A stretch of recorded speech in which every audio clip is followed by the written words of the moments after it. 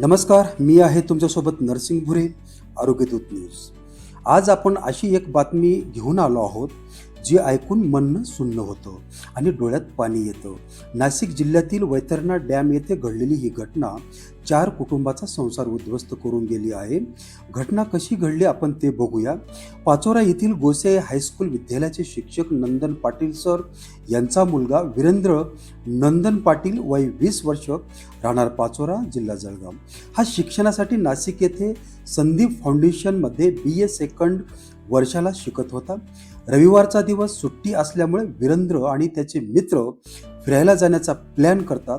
एकूण 4 मित्र वेगवेगळ्या जिल्ह्यामधून आलेले पण शिक्षणामुळे एकत्र आलेले हे चौघही घोटी जवळील झारवड दुगारवाडी परिसरातील वैतरणा धरणाजवळ फिरायला गेले होते. सुरुवातीला सगळं आनंदात होतं. मित्रांनी आपल्या आई वडिलांना व्हिडिओ कॉल करून दाखवलं, आम्ही फिरायला आलो आहोत. पण काही क्षणातच नियतीने वेगळंच काही ठरवलं होतं. संध्याकाळी 4:30च्या सुमारास हे 4ही मित्र पाण्याच्या काठावर गेले. पाण्याची खोली किती आहे याचा अंदाज नव्हता, सुरक्षेची कोणतीही व्यवस्था नव्हती आणि अचानक तोल जाऊन एकामागे एक हे 4ही मित्र पाण्यात पडले. बाकी कोणीच मदतीला नव्हतं. पाण्याची खोल जास्त आणि परिस्थिती गंभीर. क्षणात 4ही जण पाण्यात बुडाले. शोधकार्य आणि मृतदेह सापडणं. घटनेनंतर तात्काळ शोधकार्य सुरू करण्यात आलं. रात्र होत गेली, अंधार वाढत होता.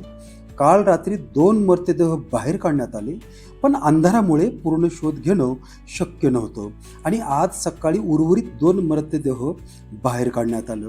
अशा प्रकारे 4ही मित्रांची दुर्दैवी अंत झाला. मृत विद्यार्थ्याची संपूर्ण माहिती. या घटनेत मृत्यू झालेल्या 4ही विद्यार्थ्यांची नावं आणि गावे आहेत. वीरेंद्र नंदन पाटील वय 20 वर्ष, राहणार पाचोरा, जिल्हा जळगाव. आदित्य प्रमोद वानरे वय 20 वर्ष, राहणार नांदुरा, जिल्हा बुलढाणा.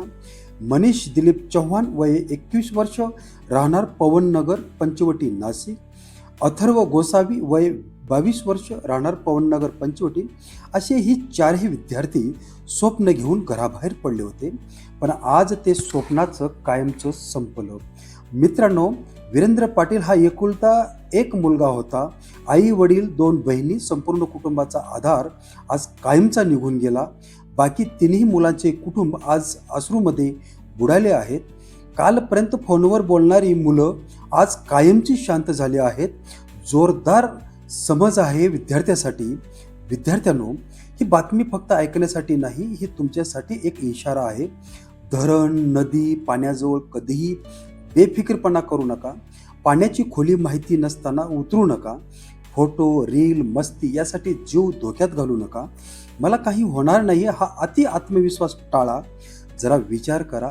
काल हेच 4 मित्र आई वडिलांना म्हणाले, आम्ही मजेत आहोत, आणि काही तासात त्याची आई वडिलांना मुलांचं मृतदेह पाहावं लागलं.